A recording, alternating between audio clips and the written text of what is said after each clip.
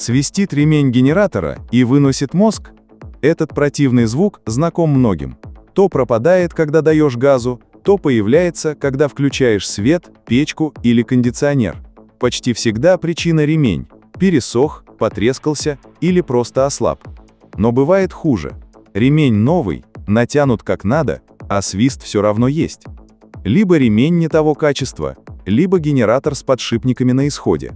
В этом случае могут появляться и другие звуки – люфты, щелчки, вой.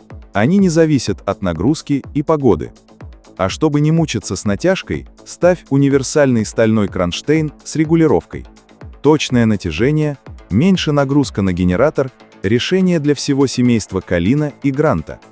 С ним можно забыть про свисты и проскальзывающий ремень.